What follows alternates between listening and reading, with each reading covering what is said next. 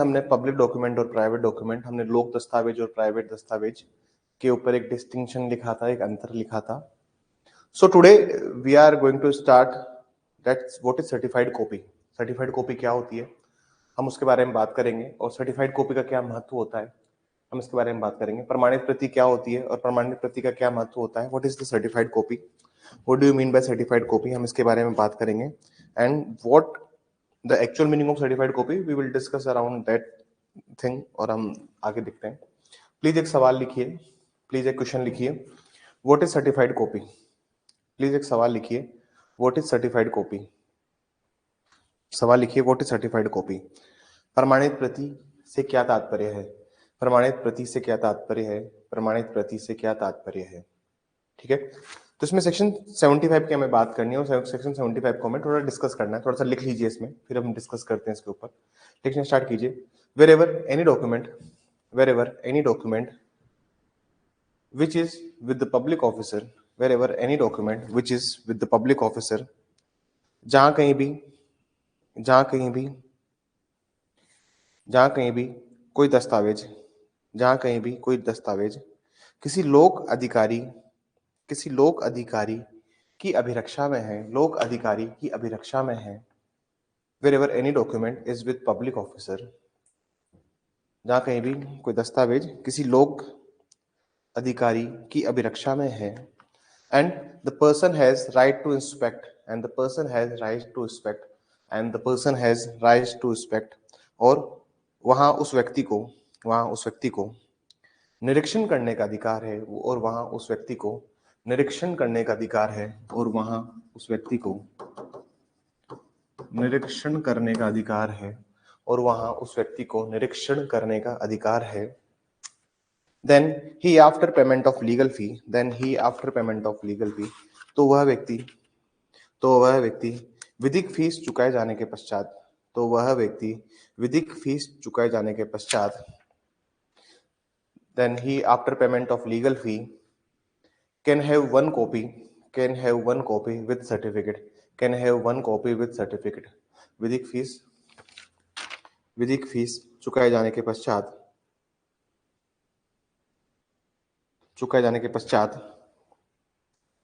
लिखित प्रमाण पत्र सहित लिखित प्रमाण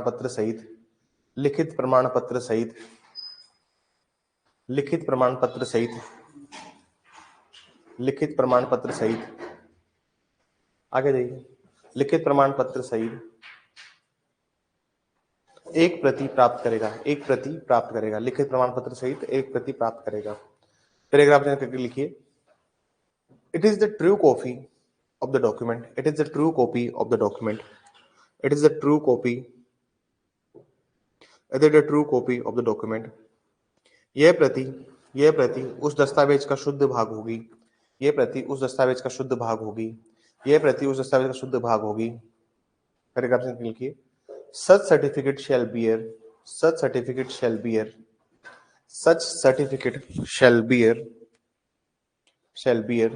the name, the post,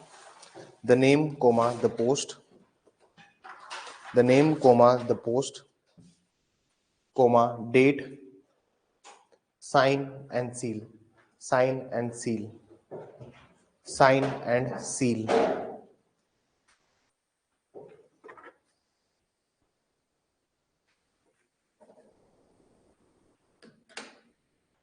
Sign and seal. Hindi में लिखिए प्लीज. इस प्रमाण पत्र के अंतर्गत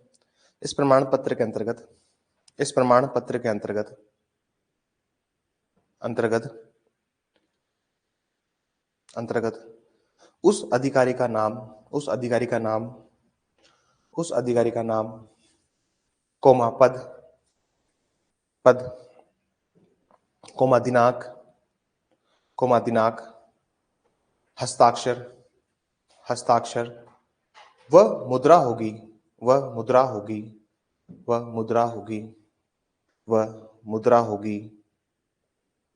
जिसके द्वारा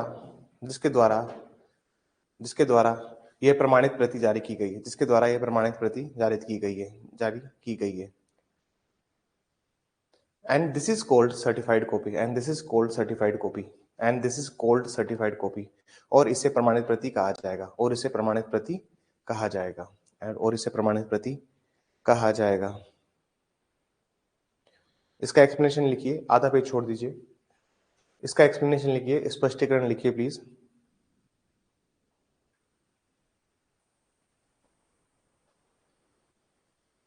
लिखिए, कोई भी अधिकारी जो प्रतियां परिधान करने के लिए प्राधिकृत है, जो प्रतियां परिधान करने के लिए प्राधिकृत है, any officer who is authorized to deliver, any officer who is authorized to deliver, any officer who is authorized to deliver such copies, any officer who is authorized to deliver, any officer who is authorized to deliver such copies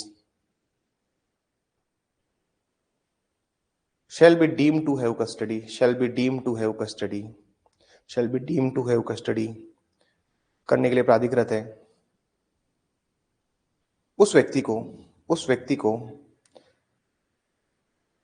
को दस्तावेजों की अभिरक्षा, उस व्यक्ति को दस्तावेजों की अभिरक्षा रखने वाला समझा जाएगा, उस व्यक्ति को दस्तावेजों की अभिरक्षा रखने वाला समझा जाएगा, रखने वाला समझा जाएगा।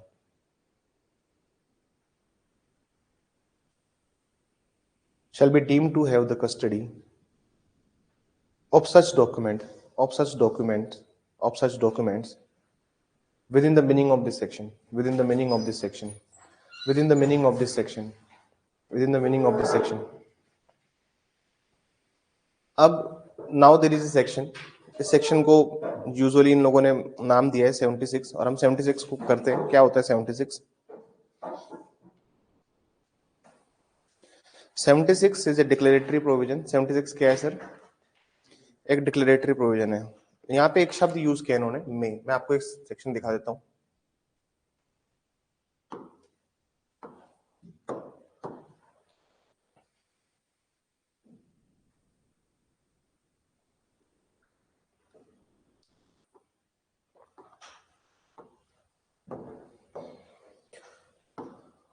आज ठंड बहुत तेज है, कोई बात नहीं, आज ठंड ज्यादा तेज है, आप लोग तबीयत का ध्यान रखिए अपने।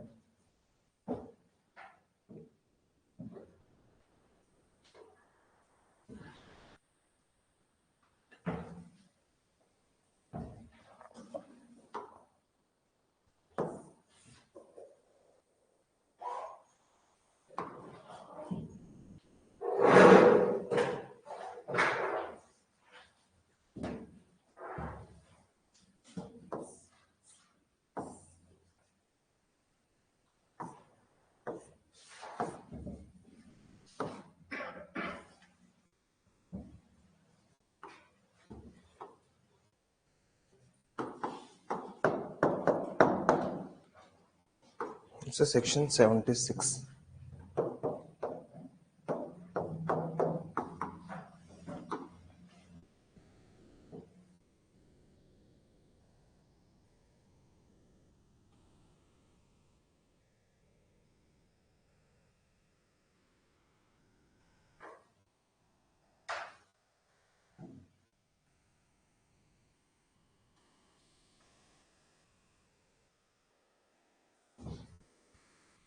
देखिए थोड़ा सा ये क्या है, एक डिक्लेरेटरी प्रोविजन है, उसको समझने की कोशिश कीजिएगा और शब्दों को देखिएगा, शब्द क्या कहते हैं यहाँ पे,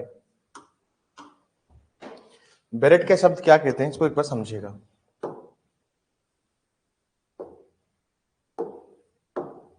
मैं हिंदी में भी रीड कर दूंगा। शब्द कहते हैं यहाँ पर,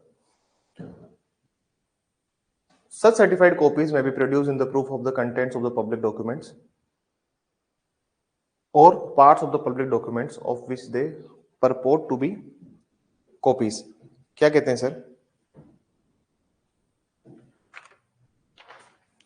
यहाँ ये कहते हैं कि अगर आप कुछ सर्टिफाइड कॉपीज को प्रोड्यूस करते हैं in the proof of the contents of the public document और part of the public document which they purport to be copies, ये बताता है कि सर जो आप सर्टिफाइड कॉपीज प्रोड्यूस कर रहे हैं in front of the court, आप जो भी प्रमाणित प्रति दे रहे हैं, प्रमाणित प्रति क्या होती है समझ लीजिए एक बार से। सर सर्टिफाइड कॉपी कुछ नहीं है, आपको कोई डॉक्यूमेंट है, आप गवर्नमेंट डिपार्टमेंट में जाएंगे और जाके डिपार्टमेंट वालों को बोलोगे प्लीज बी ऑन टाइम, थोड़ा सा समय से आइए, the class has already begun before 10 minutes. क्या होता है सर्टिफाइड कॉपीज, इसको समझने की कोशिश कीजिए। जैसे मान लीजिए आप गवर्नमेंट डिपार्टमेंट में गए और गवर्नमेंट डिपार्टमेंट में जाके आपने उन्हें बोला कि sir I want to get certified copy. पहली बात तो ये होना चाहिए कि आपके पास में राइट टू इंस्पेक्ट होना चाहिए। दूसरी बात, वो एक पब्लिक डॉक्यूमेंट होना चाहिए। आप एक लीगल फीस दोगे, लीगल फीस देने के बाद में वो आपको एक सर्टिफाइड कॉपी देंगे। सर्टिफाइड कॉपी के ऊपर क्या होगा, सील होगा, साइन होगा, मोहर होगी कोर्ट की। जैसे मैं आप मेरे पास एक सर्टिफाइड कॉपी पड़ी है एंड इट्स एफआईआर, ठीक है, क्या है ये एफआईआर है। मैं आपको एक एफआईआर की कॉपी दिखाता हूँ जो मैंने कोर्ट से निकलवाई है, ठीक है, यहीं पे रखी होगी, मैं आपको एक बार दिखाता हूँ।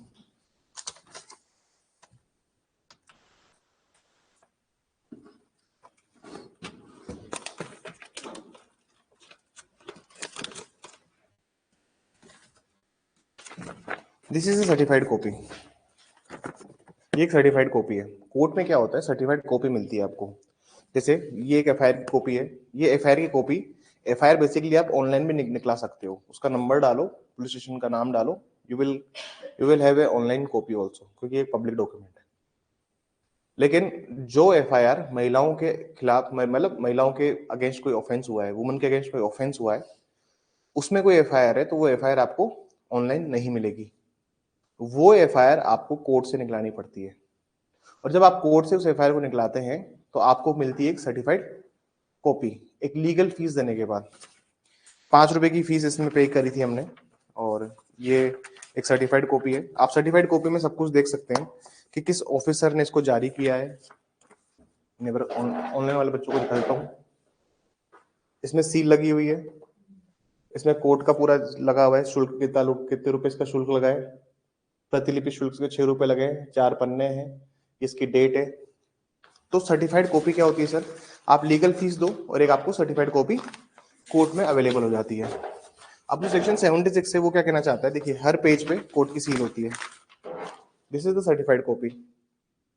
आप सर्टिफाइड कॉपी प्रमाणित प्रति ले सकते हो, लेकिन आपको अगर पता हो तो सर्टिफाइड कॉपी क्या है, एक सेकेंडरी एविडेंस है, एक द्वितीयक साक्ष्य है। जब हमने सेकेंडरी एविडेंस पढ़ा था तो पहला पॉइंट ही क्या था, देते सर्टिफाइड कॉपी, प्रमाणित प्रति। हम प्रमाणित प्रति की बात करते हैं, सर्टिफाइड कॉपी की बात करते हैं, तो उसको डिक्लेयर करने के लिए एक सेक्शन है, सेक्शन नाम है 76। 76 क्या बोलता है, सर्टिफाइड कॉपीज में B produce in the proof of the contents of the public document. जैसे मान लीजिए ये एफआईआर एक, अब एफआईआर के अंदर क्या कंटेंट लिखे हुए हैं इसको साबित करने के लिए you can give certified copy.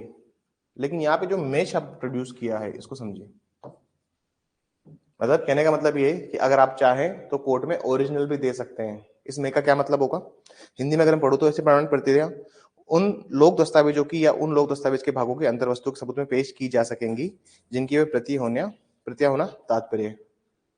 जा सकेगी लिखा हुआ है, जाएगी नहीं लिखा हुआ है, तो मतलब हमें समझ में आना चाहिए कि यहाँ पे जो अर्थ है, the intention behind the legislature is if you want to prove a certified, if you want to prove any public document you can also give original document also।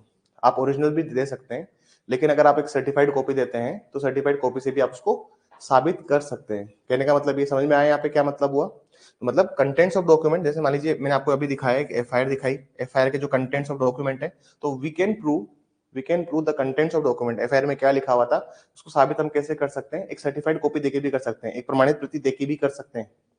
तो ये सेक्शन 76 एनेबल करता है कोर्ट्स को कि वो certified copy को as a record ले और पार्टीज को साबित करने दे सर्टिफाइड कॉपीज देने के बाद।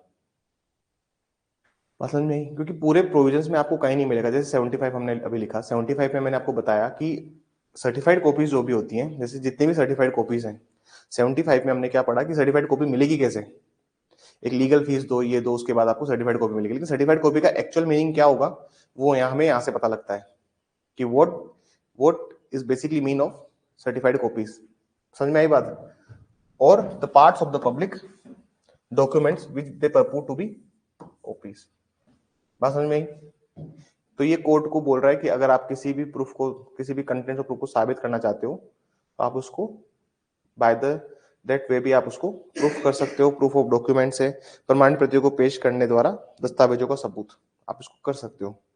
आप इसकी हेडिंग भी पढ़ोगे, proof of documents by production of certified copies, मतलब आप किसी डॉक्यूमेंट के कंटेंट्स को, दस्तावेज की अंतर वस्तु को साबित करने के लिए you can give certified copy.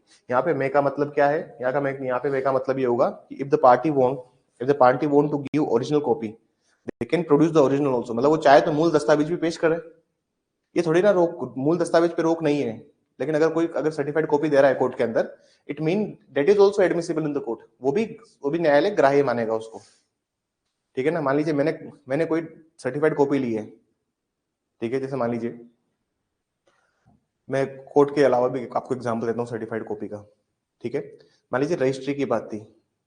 ठीक है, सवाल ये था कोर्ट के अंदर कि ये मकान क्या मेरा है या नहीं है, किसी ने केस कर दिया मकान मेरा है या नहीं है। मैं गया भैया कहाँ पे, रजिस्ट्रार के ऑफिस में। रजिस्ट्रार के ऑफिस में गया और मैंने बोला कि मेरे को एक सर्टिफाइड कॉपी दे दे that this house belongs to me. Registrar ने क्या किया, एक सर्टिफाइड कॉपी दे दी मुझे, क्योंकि और अब आप कहोगे सर ओरिजिनल क्यों नहीं लेके गए आप।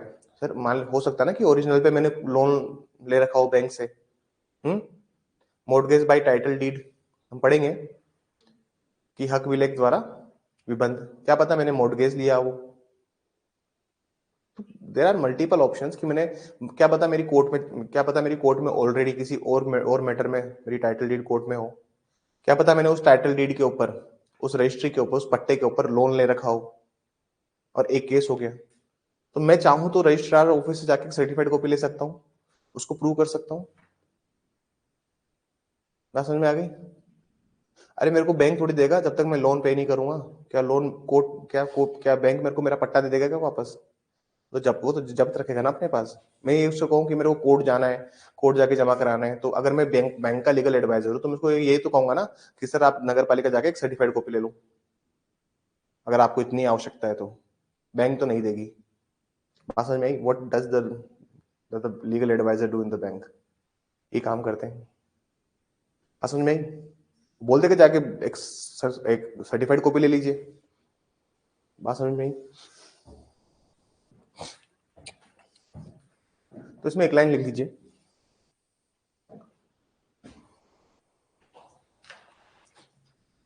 एक लाइन लिख लीजिए।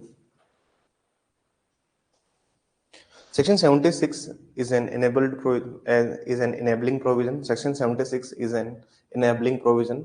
धारा 76 सशक्त प्रावधान है, धारा 76 सशक्त प्रावधान है जो कि न्यायालय को सशक्त प्रावधान है जो कि न्यायालय को which empowers the court, enabling provision which empowers the court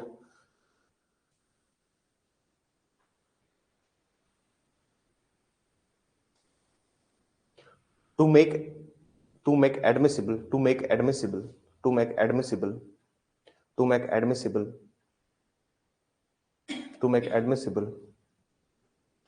any certified copy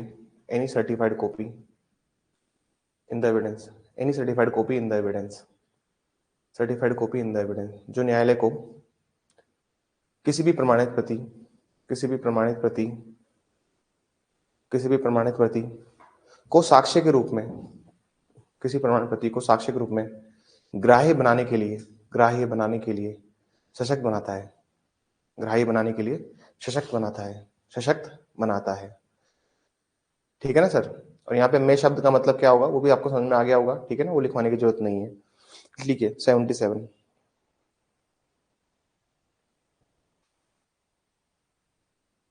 एक सवाल लिखिए प्लीज। 77 में क्वेश्चन लिखिएगा। The general rule is that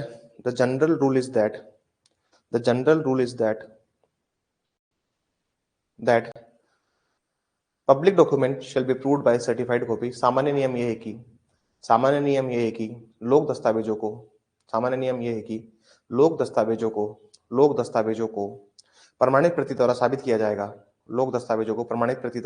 जाएगा। The general rule is that public document shall be proved by certified copy. Is there any exception to this rule? क्या इस नियम का कोई अपवाद है? Is there any exception to this rule? Answer लिखिए इसका, क्या इस नियम का कोई अपवाद है? क्वेश्चन मार्क लगा दीजिएगा।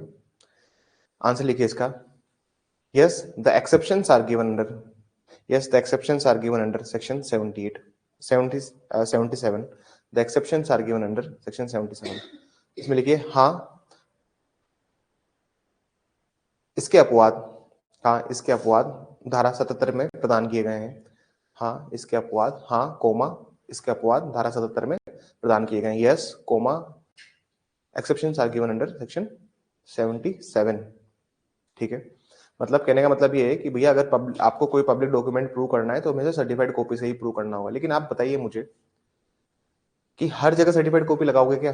अरे सर सुप्रीम कोर्ट का जजमेंट आया है, सुनिएगा बात, सुप्रीम कोर्ट का जजमेंट आया है, आप एडवोकेट हो, कोर्ट में जाके आप दिखा रहे हो कि sir this is the assessee से आपने निकाला, या फिर आपने मनु पात्रा से निकाला, या फिर आपने ऑल इंडिया रिपोर्ट से कोई जजमेंट निकाला। इंडियन कानून को नहीं मानते। किसको नहीं मानते? स्टूडेंट्स के लिए अच्छा इंडियन कानून, लेकिन इंडियन कानून को उस स्तर पर नहीं माना जाता, उस स्तर पर इंडियन कानून को नहीं मानते, क्योंकि इंडियन कानून एक रिपोर्टेड वो नहीं है। अभी इसको भी मान, लाइव लॉ को भी मानने लगे हैं, लाइव लॉ जो है ना उसको भी मानने लगे, लेकिन इंडियन कानून को नहीं मानते। इंडियन कानून को इसलिए नहीं मानते क्योंकि वो एक रजिस्टर्ड और ऑथेंटिक, उसको वो नहीं माना गया। उसको साइट करोगे तो बोलेगा कि दूसरा कोई साइटेशन लेके आइए। फ्री प्लेटफॉर्म है ना सर ये, इसलिए नहीं मानते इंडियन कानून को। जजमेंट सारे इंडियन कानून मिल जाते हैं, तो आपको अगर एडवोकेट की तरह रिसर्च करना है, लेकिन अगर आपको कोर्ट में सबमिट करना है तो आपको एसएससी, एआईआर, मनु पात्रा, इनके थ्रू, जो जिनके सब्सक्रिप्शन बेस्ड होते हैं, जो सुप्रीम कोर्ट से ऑथराइज्ड है, तो आपको उनके ही मानने पड़ते हैं। बात समझ में आई? कोर्ट में जो दोगे वो ही दोगे। अब आपको मान लीजिए कोर्ट में जजमेंट देना है, तो आपके सुप्रीम कोर्ट जाओगे सर्टिफाइड कॉपी लेने के लिए? अब इसके एक्सेप्शन तो होंगे ना, कि जहां पे सर्टिफाइड कॉपी नहीं लगेगी, इसके कुछ एक्सेप्शन तो होंगे, कुछ अपवाद तो होंगे, उसी की बात हम यहाँ पे कर रहे हैं। समझ में आया 77 का क्या वजूद है? तो कॉपी को प्लीज 2 भागों में डिवाइड कर लेंगे, जल्दी से खत्म करेंगे सर, इसमें पूरा दिन नहीं देने का है, फालतू चीजें हैं सारी, सवाल कभी नहीं आता इसका, ये कभी सवाल पूछा नहीं गया आज तक। ठीक है ना, लेस इंपॉर्टेंट पार्ट है, मैं इसको मेंस के लिए मार्क नहीं लगवाता, लेकिन it is a part of our syllabus. It can certainly they can ask the same, that they can certainly ask this question in the prelims. मतलब इसको प्री में पूछा जा सकता है, प्री पॉइंट ऑफ व्यू से इट इज इंपॉर्टेंट, आप देख लीजिएगा, पूछा नहीं गया है, पूछा नहीं जाता है, बट एक तरफ लिखिए प्लीज डॉक्यूमेंट्स, दस्तावेज, इधर लिखिए हाउ प्रूव, कैसे साबित किए जाएंगे, हाउ प्रूव दस्तावेज, लिखिए हाउ प्रूव साबित कैसे किए जाएंगे।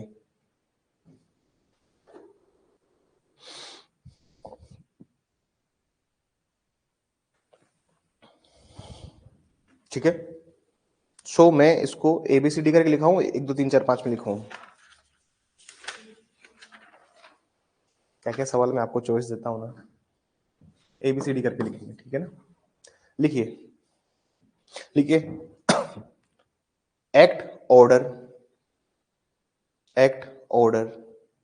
And notification, act order notification of department of central government, comma state government, central government, comma state government. लिखिए केंद्र सरकार या राज्य सरकार के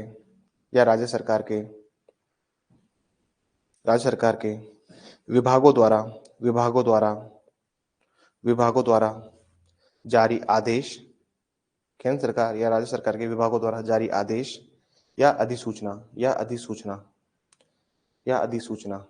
जैसे किसी डिपार्टमेंट ने कोई ऑर्डर निकाला था, ठीक है ना।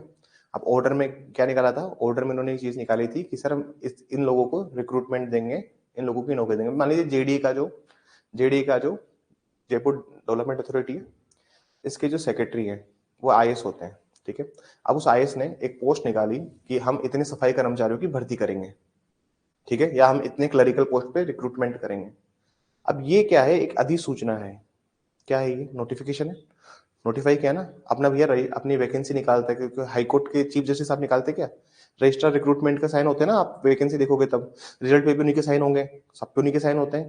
तो डिपार्टमेंट का जो हेड ऑफ डिपार्टमेंट है वो निकालता है इन चीजों को। नोटिफिकेशन आपके पास है तो उसको साबित कैसे करना होगा? लिखिए बाय रिकॉर्ड्स ऑफ डॉक्यूमेंट, लिखिए इधर, इसको साबित कैसे करना होगा। By records of document, by records of document which certified by the head of department, which certified by the head of department, by records of document which certified by the head of department। विभागों के अभिलेख, विभागों के अभिलेख जिसे जिसे विभाग के मुख्य पदाधिकारी द्वारा, जिसे विभाग के मुख्य पदाधिकारी द्वारा, जिसे विभाग के मुख्य पदाधिकारी द्वारा प्रमाणित किया गया हो, जिसे विभाग के मुख्य पदाधिकारी द्वारा प्रमाणित किया गया हो, प्रमाणित किया गया हो, प्रमाणित किया गया हो। सर 2021 का मेंस था शायद ना, अब उसके मेंस कब हुआ था, उसका प्री हुआ था नवंबर में। कब हुआ था? 2021 का प्री हुआ था नवंबर में, और एग्जाम हुई थी 30 अप्रैल और 1 मई का शायद पेपर था उसका। आप देखोगे तो मतलब 4-5 महीने 6 महीने का गैप था, बहुत लंबा टाइम था भैया। 4-5 महीने का गैप बहुत बड़ी बात है, वरना 45 दिन देता है हाईकोर्ट। तो बीच में क्या हुआ, एक फर्जी नोटिफिकेशन सर्कुलेट हो रहा था बच्चों में। I was also aspirant at time. तो एक सर्कुलेट हो रहा था नोटिफिकेशन, वो नोटिफिकेशन किसी ने भेजा मुझे, तो मैंने सबसे पहले क्या चीज देखी, भाई नीचे साइन है या नहीं है। क्या देखूंगा सबसे पहले, भाई किसी ने साइन भी किए नहीं किए नीचे। तो कहने का मतलब ये कि अगर कोई भी department, state government, central government, कोई भी डिपार्टमेंट अगर नोटिफिकेशन निकाल रहा है तो उसके नीचे उसके हेड ऑफ डिपार्टमेंट का साइन है या नहीं है। जैसे रिक्रूटमेंट का जो डिपार्टमेंट है, रजिस्ट्रार रिक्रूटमेंट, उनके साइन है तो फिर वो ऑथेंटिक है।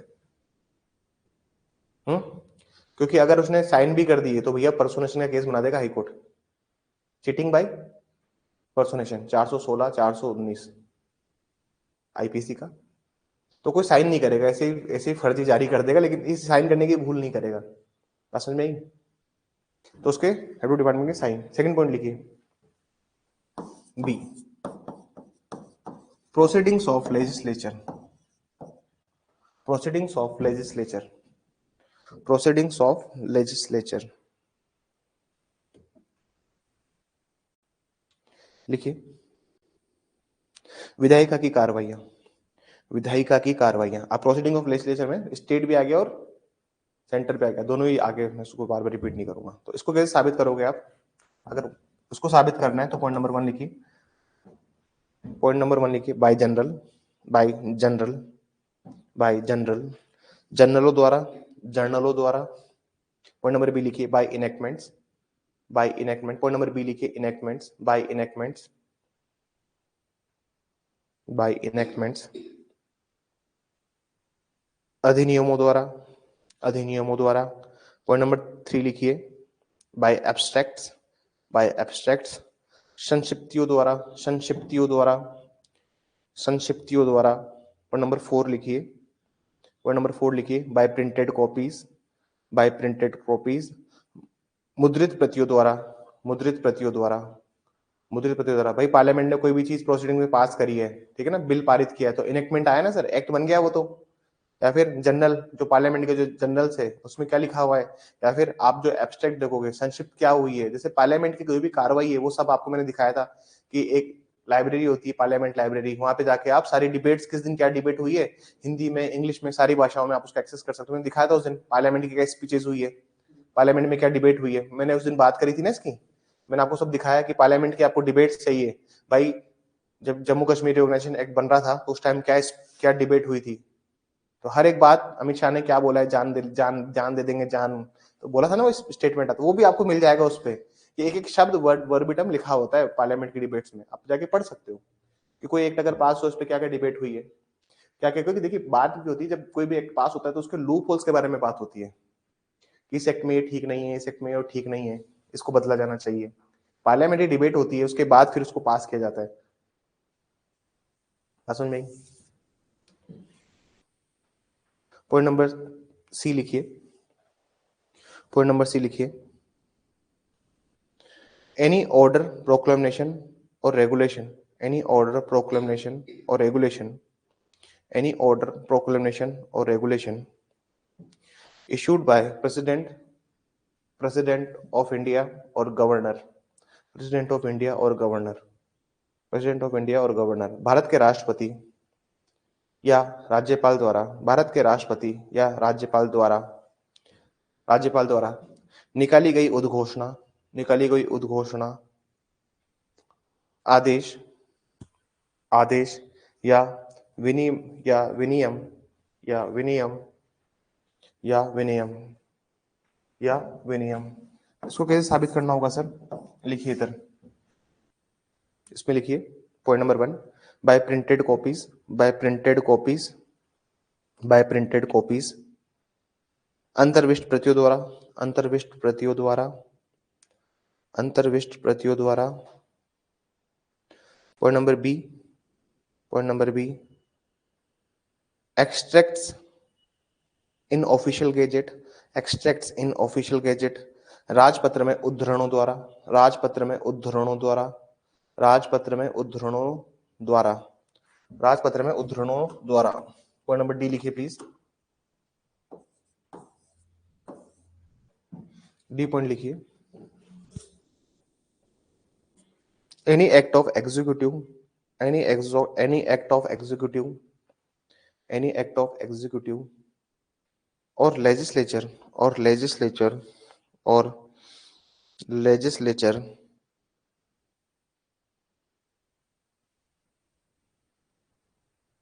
legislature of a foreign country, any act of executive or legislature of a foreign country, किसी किसी किसी विदेशी राज्य की, किसी विदेशी राज्य की कार्यपालिका के कार्य, किसी विदेशी राज्य की कार्यपालिका के कार्य या विधानमंडल की कार्रवाई, या विधानमंडल की कार्रवाई, या विधानमंडल की कार्रवाई, या विधानमंडल की कार्रवाई। इसको कैसे साबित करेंगे सर?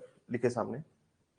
भाई यूएस के पार्लियामेंट में या फिर यूके की पार्लियामेंट में क्या बात हुई है, उसको कैसे साबित किया जाएगा? पॉइंट नंबर 1 लिखिए, बाय जनरल्स, बाय जनरल्स, जनरलों द्वारा, जनरलों द्वारा। पॉइंट नंबर बी लिखिए, by certified copies, by certified copies, प्रमाणित प्रतियों द्वारा, प्रमाणित प्रतियों द्वारा, प्रमाणित प्रतियों द्वारा। पॉइंट नंबर 3 लिखिए, by those publications which is recognized by central government, by those publications which is recognized by central government, by those publications which is recognized by central government, केंद्र सरकार द्वारा, केंद्र सरकार द्वारा, केंद्र सरकार द्वारा मान्यता प्राप्त, मान्यता प्राप्त, केंद्र सरकार द्वारा मान्यता प्राप्त, मान्यता प्राप्त, मान्यता प्राप्त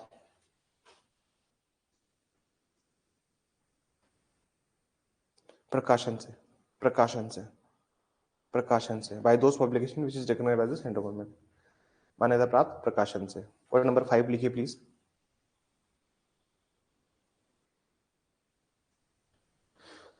ई आएगा 5 आएगा? ई, हाँ ई लिखिए, proceedings of municipal bodies, proceeding of municipal bodies, proceedings of municipal bodies, नगर पालिका,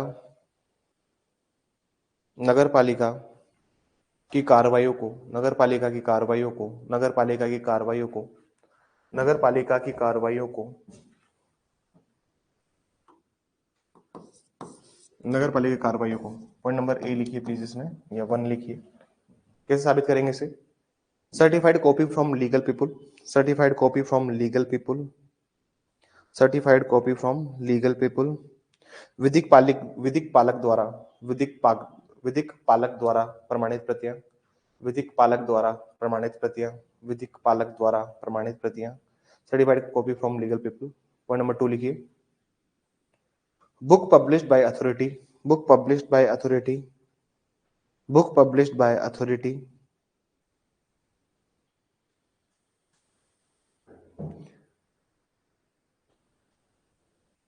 निकाय द्वारा मुद्रित कोई पुस्तक द्वारा, निकाय द्वारा मुद्रित कोई पुस्तक द्वारा, निकाय द्वारा मुद्रित कोई पुस्तक द्वारा, निकाय द्वारा मुद्रित कोई पुस्तक द्वारा, book published by authority.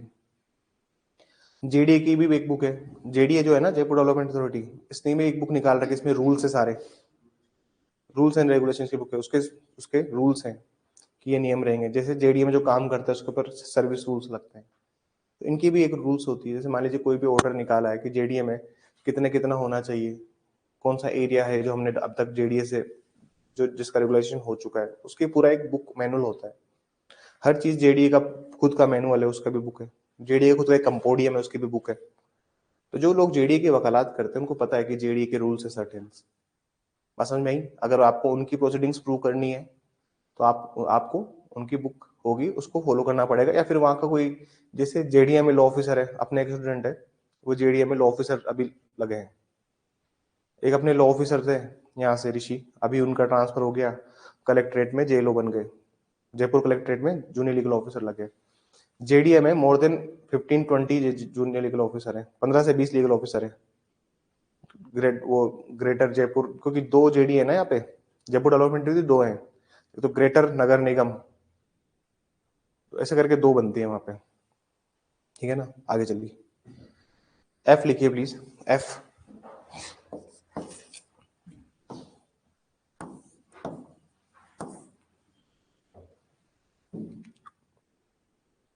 Other documents of a foreign country, other documents of a foreign country, other documents of a foreign country.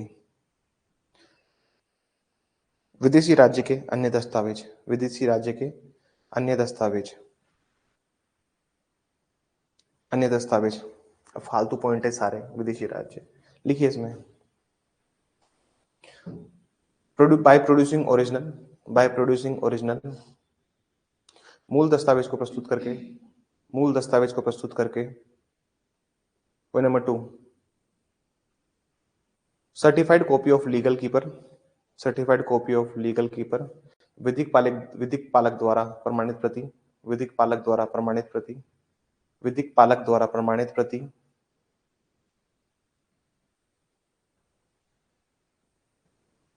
ठीक है सर, इतना ही काफी है। That's enough for this topic. इतना ही भाव देना चाहिए इस टॉपिक को। आता वाता है नहीं, फालतू टाइम खराब करते हैं मेरे। 20 मिनट बिगाड़ दिए इस टॉपिक में। आता वाता नहीं है टॉपिक, इस पर दाव नहीं लग खेलना बिल्कुल भी। इसको ना तो प्री के लिए पढ़ना, ना मेंस के लिए पढ़ना, इंटरव्यू के लिए पढ़ना, कहीं भी नहीं पूछेगा, रद्दी topic. It's a part of our syllabus. लेकिन आजकल क्या है ना सर, एग्जाम्स में वो टॉपिक पूछे जा रहे हैं जिनका कोई बेस सर पाऊँ के टॉपिक पूछ लेते हैं।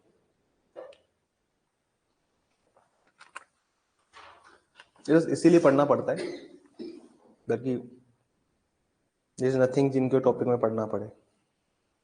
हेडिंग डालिए please, make a strong heading. Presumptions as to document, presumptions as to document. दस्तावेजों के बारे में उपधारणा है। यहाँ से प्री के सवाल आता है, यहाँ से एक मैंडेटरी प्री का सवाल आएगा। मेंस का भी, मेंस में इस बार मेंस में भी शायद सवाल आया है। यहाँ से क्या से सवाल आया है इस बार मेंस में भी सवाल आया है, हम उसको भी डिस्कस करेंगे। 85 A B C पूछ लिया इसने इस बार मेंस में, उसको भी डिस्कस करेंगे। दस्तावेजों के बारे में उपधारणा है। अब क्या दस्तावेज क्या होते हैं सर, वो समझिए। कुछ डॉक्यूमेंट्स ऐसे होते हैं जिसको कोर्ट ही समझता है कि इसको साबित करने की जरूरत नहीं है। जब तक कोई पार्टी अड़ जाए, नहीं सर हम इस दस्तावेज को चैलेंज कर रहे हैं। वैसे मान लीजिए एक कन्फेशन रिकॉर्ड किया, एक जुडिशियल कन्फेशन, क्या रिकॉर्ड किया, एक जुडिशियल कन्फेशन रिकॉर्ड किया, एक न्यायिक संस्वीकृति रिकॉर्ड हुई है, अभिलिखित हुई है, जो मैनर दिया हुआ है 164, इसमें एक फॉर्मेट दिया है, उसके अकॉर्डिंग रिकॉर्ड किया है। दस साहब ने पूरा साइन वाइन किया है, सब कुछ किया है। मैं आपको दिखा देता हूँ।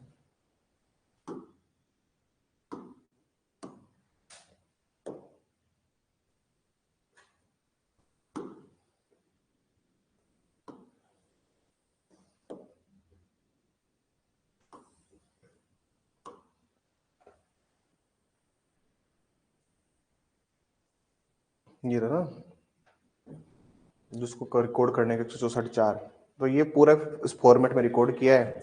उसके बाद मजिस्ट्रेट साहब ने साइन भी किए हैं। उसके बाद everything I have explained the name, उसका नाम लिख के, that he is not bound to make a confession and that if he does so any confession he may make be used as evidence against him, and I believe that this confession was voluntarily made, it was taken in my presence hearing and was read over to the person making it and admitted by him to be correct, and it contains full and true account of the statement made by him। मतलब उसको समझा दिया कि अगर use statement बोलेगा, कोई confession करेगा तो तेरा केस यूज किया जाएगा। उसको पढ़ के भी सुना दिया, फिर भी he is agree to that, और ये मेरे हिसाब से वॉलंटरी हुआ है, जज साहब ने साइन कर दिया। कन्फेशन रिकॉर्ड हुआ है, मान लीजिए, सपोज कीजिए एक कन्फेशन रिकॉर्ड हुआ है। अब जो कन्फेशन एक जुडिशियल मजिस्ट्रेट पूरे 281 को साथ में रखते हुए रिकॉर्ड कर रहा है। अभी सीआरपीसी के प्रोविजन है, ठीक है, उसको साथ में रख के एक कन्फेशन रिकॉर्ड किया है। अब यूजुअली क्या होता है, अगर आप पूरा सिनेरियो समझोगे कोर्ट के प्रोसीडिंग्स का, तो कोर्ट में जब स्टेटमेंट रिकॉर्ड हो चुका है तो जज साहब के सामने जब वो स्टेटमेंट आया कन्फेशन के रूप में, तो उसको चैलेंज नहीं किया जा सकता। क्या नहीं किया जाता? लेकिन एक शर्त पे चैलेंज किया जा सकता है, और शर्त है 464 की। हम पढ़ेंगे जब धीरे धीरे, आपको जब हम लोग बीएनएसएस पढ़ेंगे, then we will discuss those topics also. इस पे तब किया जा सकता है कि सर जो वॉलंटरीनेस एलिमेंट है वो नहीं किया है, या फिर किसी ग्राउंड पे इरेगुलरिटी में आप चैलेंज कर देते हो उसको कि भाई इसमें कुछ विशुद्धि रह गई है, अभी इसको अभिलिखित करने में, रिकॉर्ड करने में कुछ इरेगुलरिटीज रह गई है, तब उस पर इसको चैलेंज किया जा सकता है। यूजुअली क्या होता है कि कोर्ट ये मानता है कि अगर प्रॉपरली कोई चीज रिकॉर्ड की गई है, आप उसको छेड़ेंगे नहीं। We have already discuss, we have already make a list, कि हमें एक लिस्ट पहले बना चुका हूं मैं आपको। एक लिस्ट जब हमने डेफिनेशन क्लोज पढ़ा था तब मैंने एक लिस्ट बनवाई थी आप लोगों से, निकालिए वो लिस्ट एक बार। एक लिस्ट बनाई थी मैंने, और मैंने 3 तरह बताया था कि देखिए 3 तरह के प्रिजम्पशंस होते हैं डॉक्यूमेंट्स पे। 3 तरह के प्रिजम्पशंस हमने लिखे थे उस टाइम पे।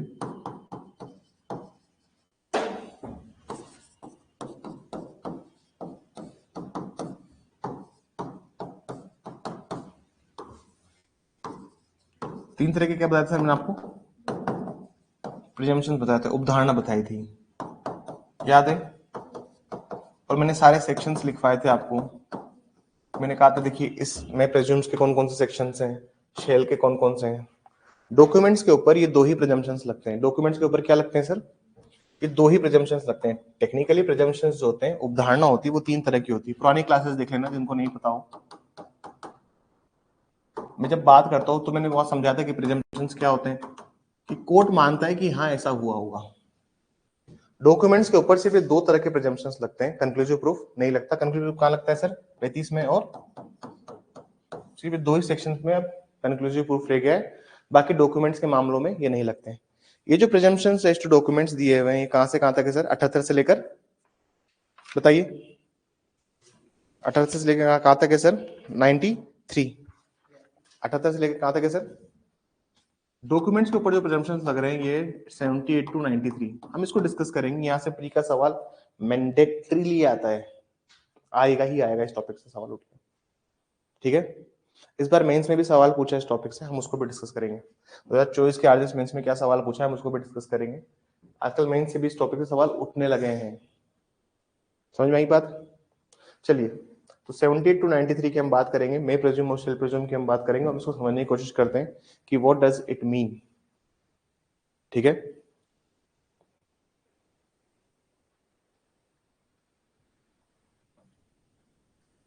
कौन कौन से सेक्शन है सर प्रिजम्पशन? इसको हम एक और नाम कहते हैं प्रिजम्पशन ऑफ, क्या बोलते हैं? मेरे प्रिज्यूम को एक और क्या कहते हैं? प्रिजम्पशन ऑफ फैक्ट, तथ्यों की उपधारणा। क्या कहते हैं इसको? तथ्यों की उपधारणा, प्रिजम्पशन ऑफ फैक्ट। इसको क्या कहते हैं हम लोग? प्रिजम्पशन ऑफ लॉ, विधि की उपधारणा, विधि की उपधारणा। कौन कौन सेक्शंस मैंने उस टाइम बताया था आप लोगों को, मुझे बताएगा कोई?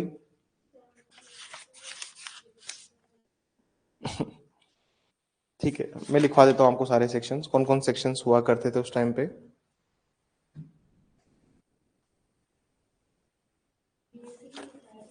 हाँ, भारतीय साक्ष्य अधिनियम लिखवा दे, मैं भारतीय साक्ष्य अधिनियम की सेक्शन लिखवा देता हूँ आपको इसको। मे प्रेज्यूम का कौन सा सेक्शन है? 2H। मे प्रेज्यूम का कौन सा है सर? 2H। 2 मृदुल याद है, बस पीछे पीछे बोल रहे हो। चलो अब बताओ मे प्रेज्यूम का कौन सा है, और कौन कौन सेक्शन थे सर? हम्म, एक लिस्ट मैंने लिखवाई थी आपको उस टाइम पे।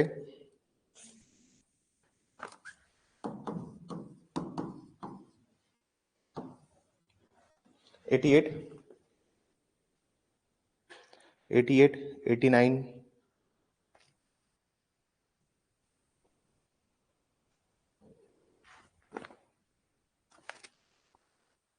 90, 92,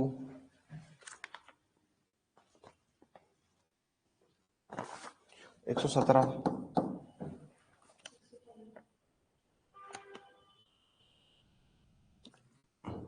119।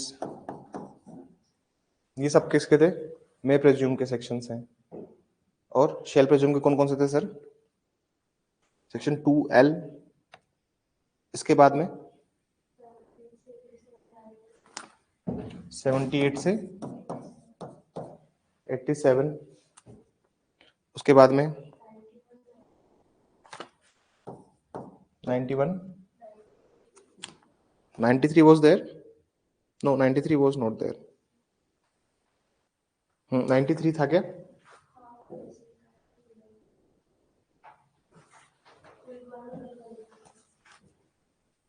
नाइन्टी थ्री यहाँ है शायद। और कौन सेक्शन थे प्लीज? मैंने लिखवाई लिस्ट पुराने नोट्स में देखी अपने, अभी नहीं है। अच्छा, कॉपी भर गई एक? अरे वाह, कितनी खुशी की बात है कि अपन एक कॉपी भर दी नोट्स लिख लिख के दैट्स अ वंडरफुल थिंग ना। हम लोग, चलिए आप लोग मेहनत करते हैं, इस बात का पता लगता है मुझे।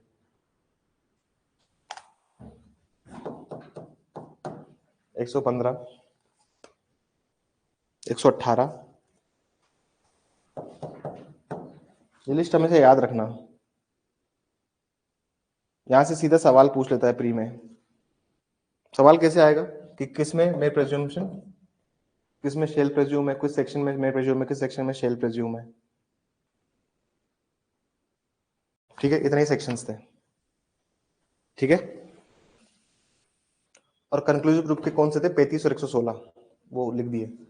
तो अब डॉक्यूमेंट से जो डील करते हैं प्रोविजंस, वो कौन कौन से हैं सर? डॉक्यूमेंट से डील करेंगे, जो डॉक्यूमेंट्स क्या करेंगे सर? डील करेंगे। एक तो 78 से 87 और एक ये वाले सेक्शन।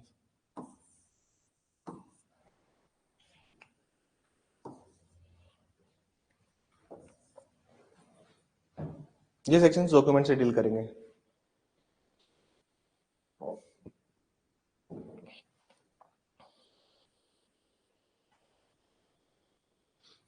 लिखिए प्लीज, लिखने स्टार्ट कीजिए। अब लिखने का काम है बहुत सारा, समझने का काम है बहुत सारा। लिखिए, section 78 to 93 is based upon section 78 to 93 is based upon the maxim ज्वाइन करना अमरुदुल। Section 78 to 93 is based upon the maxim, धारा 78 से 93, धारा 78 से 93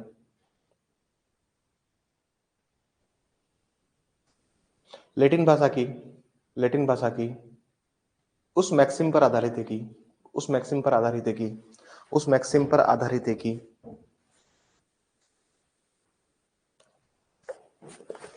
मैक्सिम का नाम लिखिए,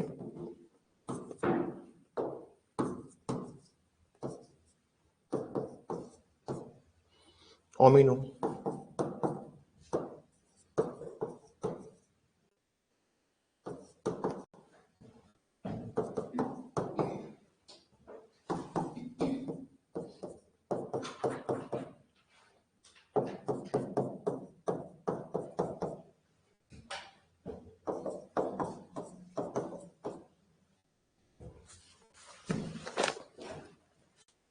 ओमिनो प्रेजम्पटर right essay एक्टा,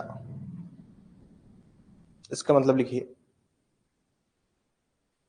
all acts are presumed to be rightly done, all acts are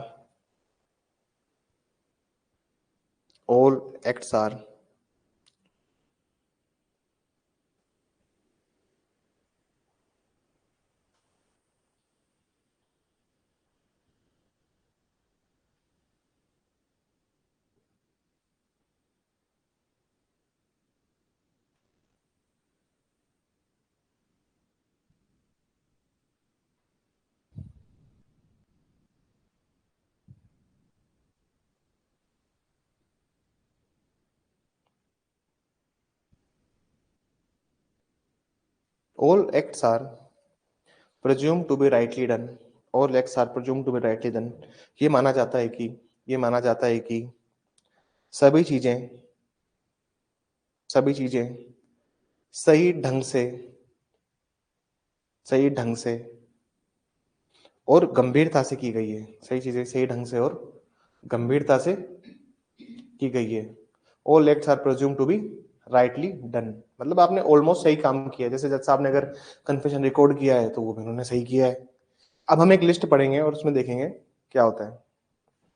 paragraph से निकल के, but these presumptions are not conclusive proof. Paragraph से निकल के, but these presumptions are not conclusive proof.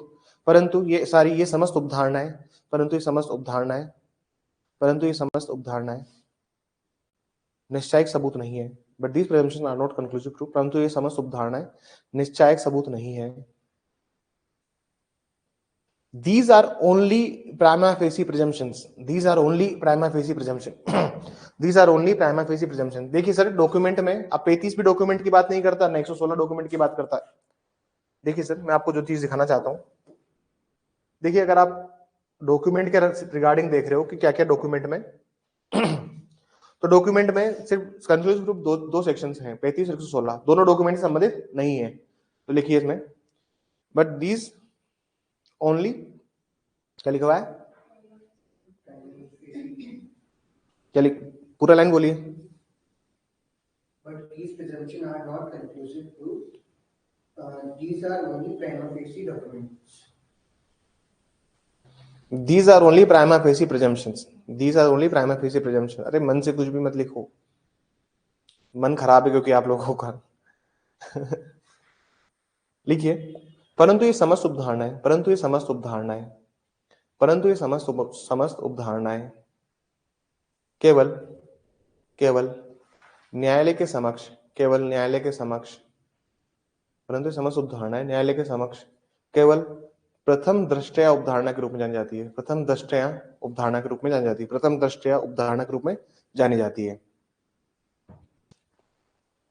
आगे लिखिए, and if the document is incorrect, and if the document is incorrect, और यदि कोई दस्तावेज, और यदि कोई दस्तावेज, यदि कोई दस्तावेज, यदि कोई दस्तावेज, यदि कोई दस्तावेज गलत है, यदि कोई दस्तावेज गलत है, तो साक्ष्य देकर, तो साक्ष्य देकर उसे ना साबित किया जा सकता है। तो साक्ष्य प्रस्तुत करके, इसे लिखिए, तो साक्ष्य प्रस्तुत करके उसे ना साबित किया जा सकता है। तो साक्ष्य प्रस्तुत कर उसे ना साबित किया जा सकता है। Incorrect, evidence can be led, evidence can be led, evidence can be led to disprove such document, evidence can be led to disprove such document, evidence can be led to disprove such document. आपने sir ये पढ़ा है, हमने जब मैं प्रेज्यूम और shell प्रेज्यूम की definition पढ़ी थी तो वहां पे लिखा होता ना, until and unless it is disproved, लिखा होता ना, जब तक कि उसे ना साबित ना कर दिया जाए, जब तक कि उसे ना साबित ना कर दिया जाए। We have already discussed these topics at very earlier stage of these classes. हमने शुरुआती क्लासेस में बहुत डिटेल में इनको पढ़ा था, और आप चाहो तो डेफिनेशन देख सकते हो, वहां पे लिखा हुआ है until and unless it is disproved. जाके देखिए एक बार 2H और 2L में, जाके देखिए प्लीज एक बार बैरेट में 2H और 2L निकालिए। हमने वहां पे देखा है, वहां पे सब लिखा हुआ है, unless and until it is disproved, ये सब तरफ लिखा होगा। मतलब अगर कोई पार्टी चाहे, if some party wants to give the evidences in that regard, so they can disprove also, so that they can disprove also। आप देखिए 2H में देखिए और 2L में देखिए, लिखा हुआ है until it is disproved दिख रहा है आपको, और L में देखिए until it is disproved, दोनों जगह लिखा होगा। हिंदी में जब मैं आपको बताऊं, जब तक उसे ना साबित नहीं किया जाता, और हिंदी में देखिए 2L के अंदर ना साबित नहीं किया जाता। मतलब अगर पार्टी किसी डॉक्यूमेंट को, तो ये जो मैक्सिम है, ये मैक्सिम सिर्फ और सिर्फ प्राइमा फेसी कोर्ट को हेल्प करती है। ये मैक्सिम जो है, ये कोर्ट को क्या हेल्प करती है, सिर्फ प्रथम दृष्टया ही कोर्ट को हेल्प करेगी। बाद में पार्टी चाहे किसी डॉक्यूमेंट को डिस्प्रूव करना, they can do it by that virtue. Are you getting my point? If the party wants to prove or disprove such document, अगर कोई पार्टी चाहे, पक्षकार चाहे ना साबित करना, तो वो कर सकता है। चलिए आगे चलते हैं।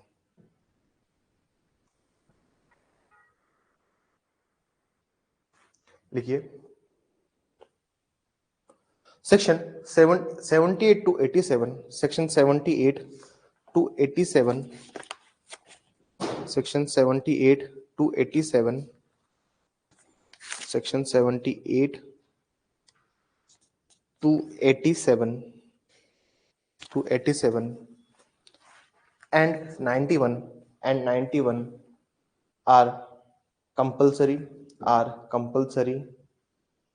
It mean the judge is bound to raise the presumption. It mean judge is bound to raise the presumption. It mean judge is bound to raise the presumption. धारा 78 से 87, धारा 78 से 87, धारा 78 से 87 वह इकरार में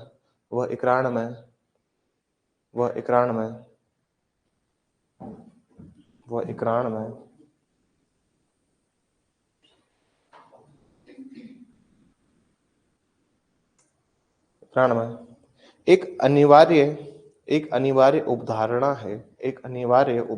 है तथा न्यायालय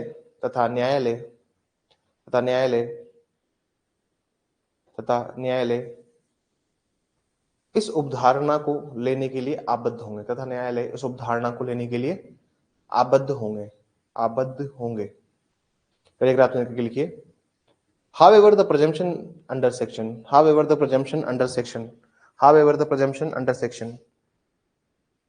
88 to 90 and 92 and 93, हालांकि धारा 88 से 90 वह 92 व 93 के अंतर्गत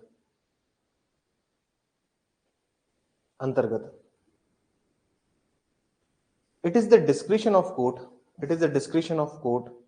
that court may raise such presumptions के अंतर्गत ये न्यायालय का विवेकाधिकार होगा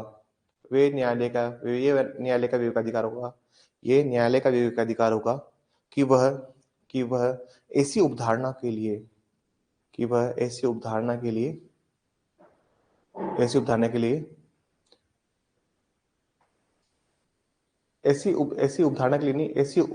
को न्यायालय के समक्ष रख सकता है।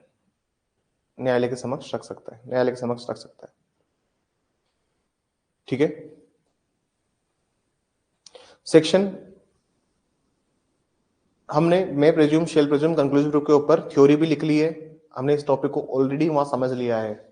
तो इफ एनीबॉडी वांट्स कि क्या होता है क्या नहीं होता, मैंने मैं प्रेज्यूम के ऊपर, शेल प्रेज्यूम के ऊपर, कंक्लूसिव प्रूफ के ऊपर ऑलरेडी थ्योरीज डिक्टेट करा रखी है इन द अर्लियर क्लासेस। तो प्लीज जिसने क्लासेस नहीं लिए तो वो इनका नुकसान है। मैंने वहां पे डिफरेंस भी करवाए थे रिबटल और इरिबटल के अंदर, खंडनीय व अखंडनीय उपधारणा। मैंने वहां पे हर चीज बताई है, क्या प्रिजम्पशंस होते हैं रिबटल में और इरिबटल में, क्या डिफरेंस है, खंडनीय उपधारणा और अखंडनीय उपधारणा के मध्य क्या अंतर है, मैंने वहां पे सबको कराया हुआ है। तो मैं बार बार इस पर टाइम नहीं खराब करूंगा। ठीक है। एक बड़ा सा हेडिंग डालेंगे प्लीज, एक बड़ा सा हेडिंग डालेंगे,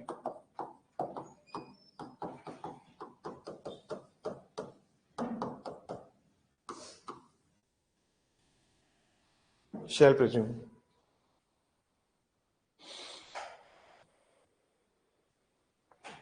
उपधारणा करेगा।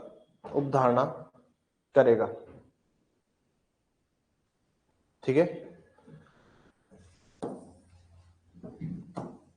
कॉपी को 20, 40 और 40 के रेशो में डिवाइड कीजिए।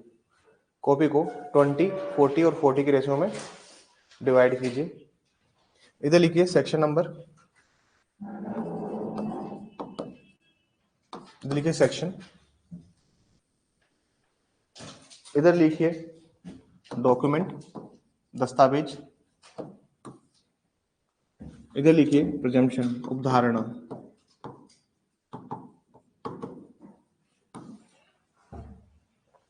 धारा, दस्तावेज, उपधारणा, सेक्शन, डॉक्यूमेंट, प्रिजम्पशन। चलिए लिखना स्टार्ट कीजिए। सेक्शन 79 क्या, सेक्शन 70 कौन सा होगा, 78 लिखिए।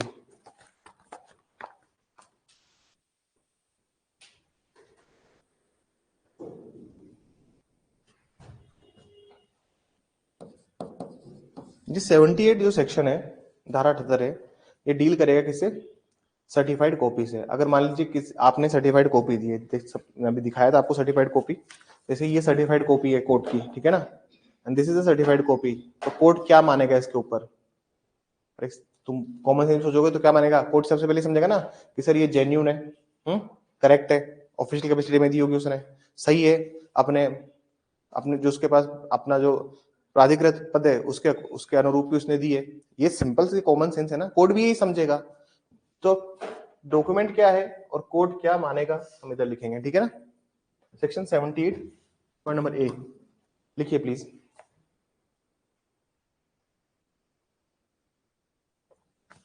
लिखिए, wherever certified copy, wherever certified copy, wherever certified copy given by public officer, public officer, public officer of central government and state government, wherever certified copy is given by public officer of central government और state government, जहाँ कहीं भी प्रमाणित प्रति, जहाँ कहीं भी प्रमाणित प्रति किसी लोक प्राधिकारी द्वारा, किसी लोक प्राधिकारी, प्रमाणित प्रति किसी लोक प्राधिकारी, लोक प्राधिकारी द्वारा, जो कि केंद्र सरकार या राज्य सरकार के अधीन है, जो कि केंद्र सरकार या राज्य सरकार के अधीन है, जो कि केंद्र सरकार या राज्य सरकार के अधीन है,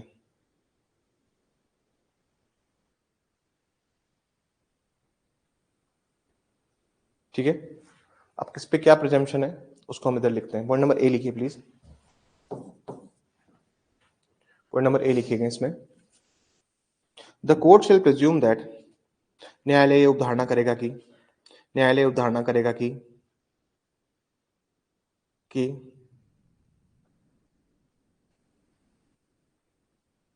न्यायालय उपधारणा करेगा कि document is correct, the document is correct, न्यायालय उपधारणा करेगा कि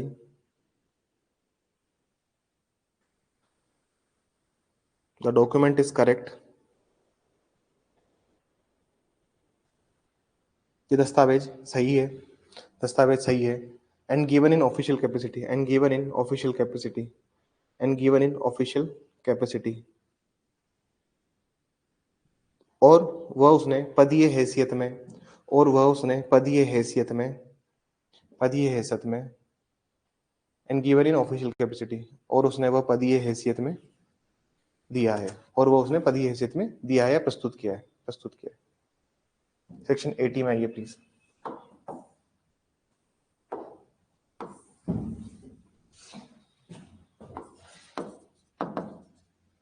सेक्शन 79 इंपॉर्टेंट सेक्शन है 79, ठीक है। 79 लिखिए, wherever there is any record, wherever there is any record, जहां कहीं भी, जहां कहीं भी, जहां कहीं भी कोई अभिलेख या ज्ञापन, wherever there is any record, wherever any record और मेमोरेंडम, और मेमोरेंडम ऑफ एविडेंस, जहां कहीं भी कोई अभिलेख या साक्ष्य के रूप में ज्ञापन, या साक्ष्य के रूप में ज्ञापन, ज्ञापन which is signed by, which is signed by जज और magistrate, which is signed by जज और magistrate, which is signed by जज और मजिस्ट्रेट, जिसे जिसे जिसे न्यायाधीश या मजिस्ट्रेट द्वारा हस्ताक्षरित किया गया हो, जिसे न्यायालय सॉरी जिसे न्यायाधीश या मजिस्ट्रेट द्वारा हस्ताक्षरित किया गया हो। It includes, पैराग्राफ लिखिए उसमें, it includes confession also, it includes confessionary statement also, it includes confessionary statements also, it includes confessionary statements also, जिसके अंतर्गत, जिसके अंतर्गत, जिसके अंतर्गत, जिसके अंतर्गत संस्वीकृति वाले कथन भी सम्मिलित है, जिसके अंतर्गत संस्वीकृति वाले कथन भी सम्मिलित हैं, जिसके अंतर्गत संस्वीकृति वाले कथन भी सम्मिलित हैं। लिखिए number A, the court shell presume that it is genuine, न्यायालय उपधारणा करेगा कि वो दस्तावेज असली है। पॉइंट नंबर ए लिखिए, न्यायालय उपधारणा करेगा कि ये दस्तावेज असली है। The court shell presume that it is genuine, it is genuine. The court shall presume that it is genuine. न्यायालय उपधारणा करेगा कि दस्तावेज असली है. पॉइंट नंबर बी लिखिए. The court shall presume that such document is true. Such document is true. Such document is true. न्यायालय उपधारणा करेगा कि दस्तावेज सत्य है, दस्तावेज सत्य है और उसे उस परिस्थितियों में लिया गया होगा और उसे उस परिस्थितियों में लिया गया होगा और उसे उस परिस्थितियों में लिया गया होगा. Document is true and has taken in those circumstances and has taken in those circumstances and has taken in those circumstances. Point number C. And has taken in those circumstances. उस परिस्थितियों में लिया गया होगा. पॉइंट नंबर सी लिखिए please. And such evidence, statement और confession, ऐसा साक्ष्य, कथन या संस्वीकृति, ऐसा साक्ष्य, कथन या संस्वीकृति, ऐसा कथन, साक्ष्य या संस्वीकृति, such evidence, statement और confession was duly taken, ऐसा साक्ष्य, कथन या संस्वीकृति सम्यक रूप से लिया गया होगा. was duly taken, सम्यक रूप से लिया गया होगा. समझ में आई बात कि 3 उपधारणा लग जाएगी. ठीक है ना. जज साहब ने कोई चीज रिकॉर्ड करी है तो पहली उदाहरण लगेगी भैया वो जेन्युइन है, वो सच्ची बात है, और या फिर उन कंडीशंस में लिया होगा. क्योंकि कन्फेशन को रिकॉर्ड करने के लिए there must be some circumstances ना. भाई आदमी कन्फेशन ऐसे तो रिकॉर्ड करेगा नहीं, वो इनर गिल्ट में करेगा. बाद में भले से 6 महीने बाद जब ट्रायल होती है तो उसका गिल्ट पूरा खत्म हो चुका होता है. लेकिन जब उसने जस्ट ऑफेंस ही किया है तो उसका तो गिल्ट है ना. तो उन परिस्थितियों में उसने रिकॉर्ड किया तो कोर्ट समझेगा, प्रोसिक्यूशन कहेगा ना sir he was very under the guilt at time, तो at moment he has recorded such confession. भैया उस आदमी उस समय आदमी को बहुत अपने अंदर एक आत्म ग्लानी थी, तो उस टाइम उसने उन परिस्थितियों में इसने वो कन्फेशन रिकॉर्ड करवाया. अरे सर किसी ने मर्डर कर दिया, किसी ने अपनी पत्नी को मार दिया, मान लीजिए गुस्से में आके, आवेश में आके गया, वो 2-3 दिन तक तो बहुत दुखी रहा, डिप्रेस हो जाता ना आदमी. फिर बाद में जब उसको अक्कल आई, जेल वेल गया, तो उसको वकील मिले और सबने बोला कि कोई बात नहीं, तो अपना कन्फेशन वापस ले ले. तो कोर्ट जो समझेगा if you have given the confession, it means that you have given in the proper circumstances. समझ में आई? तो section 79 is very important. Section 79 is very important in that regard.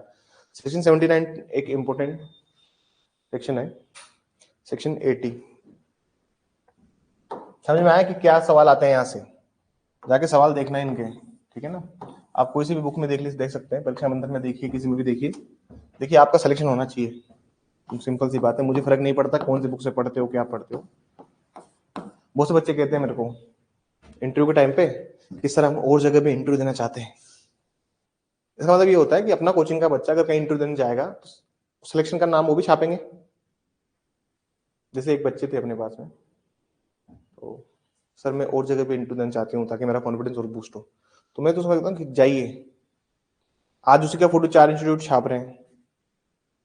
लेकिन अगर वो बच्ची किसी को, अब वो उस बच्चे ने 2-3 बच्चों को रिकमेंड किया, जब बच्चा जज बन जाता है तो पूछते हैं ना कि कहाँ से पढ़ा है आपने, कहाँ पढ़ना चाहिए इन्हें, तो वो बच्चे रिकमेंड करते हैं जज बनने के बाद कि वो अच्छी इंस्टीट्यूट. वो बच्ची ने 2-3 बच्चों को भेज दिया अब यहाँ पे, वहाँ एडमिशन लो. लेकिन यही रिकमेंडेशन बाकी इंस्टीट्यूट को थोड़ी मिलती है. इसलिए आप जेन्युइनली मेहनत कीजिए बच्चों के ऊपर. बहुत से बच्चे कहते हैं कि सर हम वहां भी करो, कोई दिक्कत नहीं, सिलेक्शन होना चाहिए. मुझे मतलब किस चीज से? रिजल्ट से. आप सेलेक्ट होना चाहिए यार, क्या फर्क पड़ता है. किसी को लगता है कि सर टेस्ट सीरीज में वहां की भी कर ले भाई तो सेलेक्ट हो जाएगा. हाँ सर हो जाऊंगा, बस ठीक है, मेरे को क्या मतलब है उससे, मुझे उससे ज्यादा कुछ नहीं चाहिए तुझसे, तो सेलेक्ट हो जा बस. कहां से पढ़ता है, क्या करता है, वो मुझसे क्या मतलब है यार. एक बच्चे अगर मैं एज ए जुडिशियल एस्पिरेंट सोचो, अगर मैं खुद एक जुडिशियल एस्पिरेंट हूं तो मेरा भी क्या एम होता कि यार भाई सिलेक्शन होना चाहिए. इंटरव्यू आया है, जहाँ पे भी इंटरव्यू दे सकता हूँ, मॉक इंटरव्यू दे सकता हूँ, भले से एबीसी किसी भी कोचिंग में दूं, लेकिन भाई तू सेलेक्ट होना. तेरे लिए प्राइम फोकस क्या है? सिलेक्शन.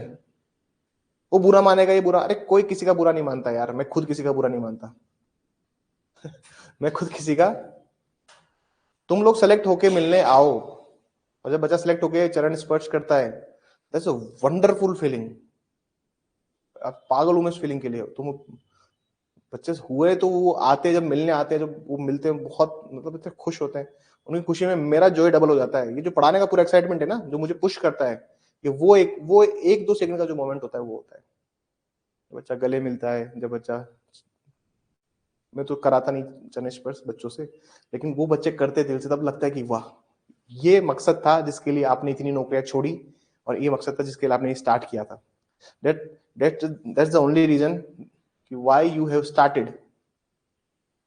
तुम्हारा हित सबसे ऊपर है मेरे लिए। मेंस होता है तो उस टाइम पे बच्चे रात को भी फोन करते हैं 12 बजे 1 बजे, सर ये सवाल समझ में नहीं आ रहा, ये सवाल इंपॉर्टेंट लग रहा है, तो we are always taking the calls कि चलो ठीक है बताओ क्या सवाल है। एक बच्ची थी,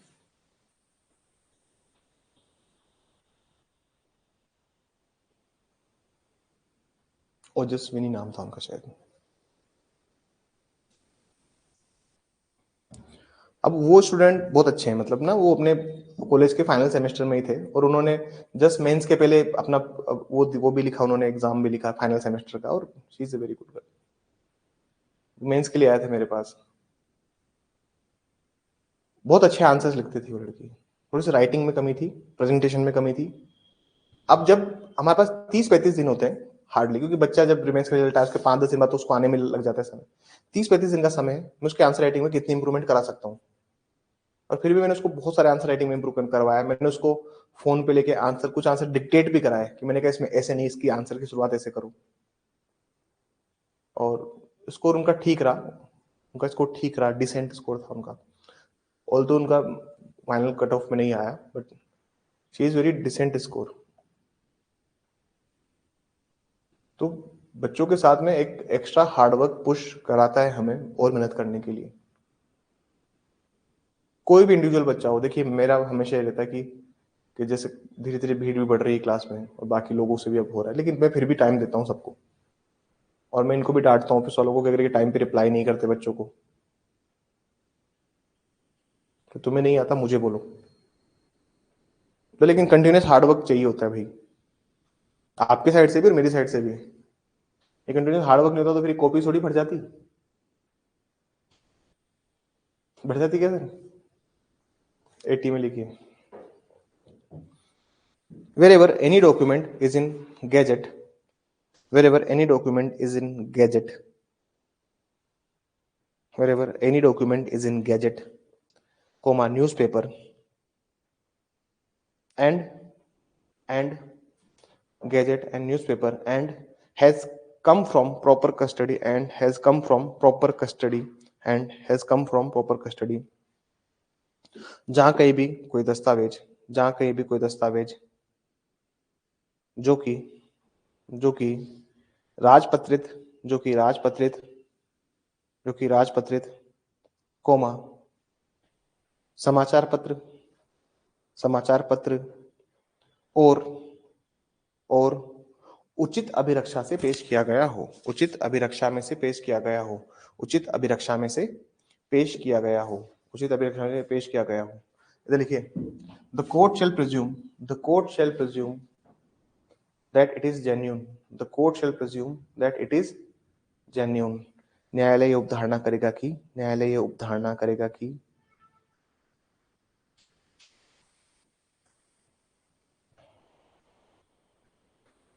न्यायालय उपधारणा करेगा कि वो दस्तावेज, वो दस्तावेज असली है। न्यायालय उपधारणा करेगा कि वो दस्तावेज असली है।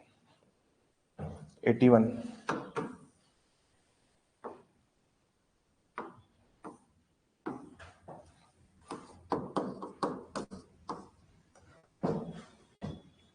लिखिए,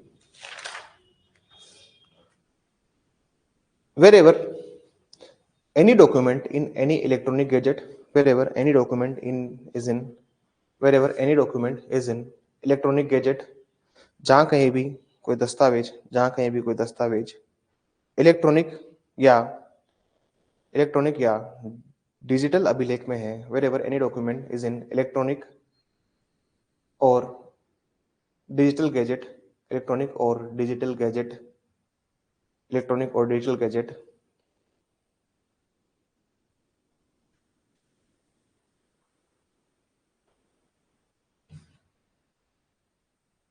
and electronic newspaper, and electronic newspaper, and electronic newspaper, और इलेक्ट्रॉनिक समाचार पत्र, और इलेक्ट्रॉनिक समाचार पत्र, और इलेक्ट्रॉनिक समाचार पत्र, और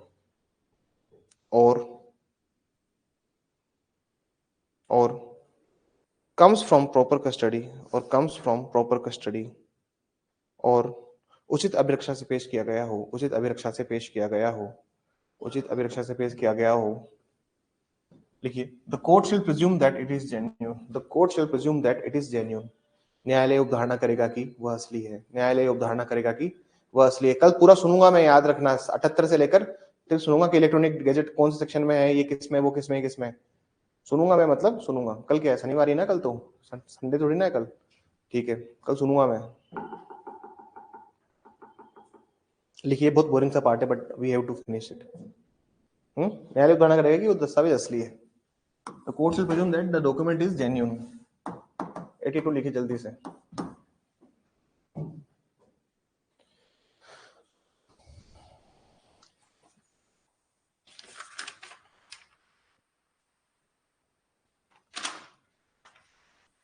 एटू लिखिए। wherever any maps, wherever any maps, जहां कहीं भी कोई मानचित्र, जहां कहीं भी कोई मानचित्र, wherever any maps, चार्ट,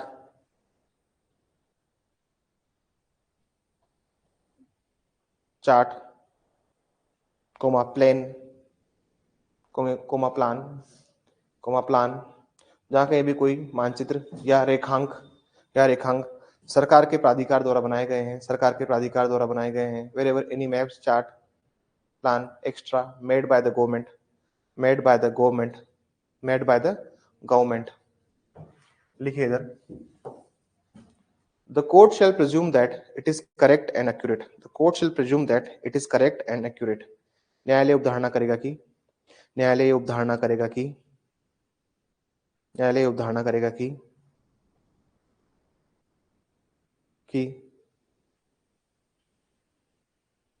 कि वह वैसे ही हैं जैसे बनाए गए थे। न्यायालय उपधारणा करेगा कि वह वैसे ही है जैसे बनाए गए थे, और शुद्ध हैं, और शुद्ध हैं, वह वैसे ही हैं जैसे बनाए गए थे और शुद्ध हैं। The court shall presume that it is correct and accurate, accurate and accurate। ठीक है।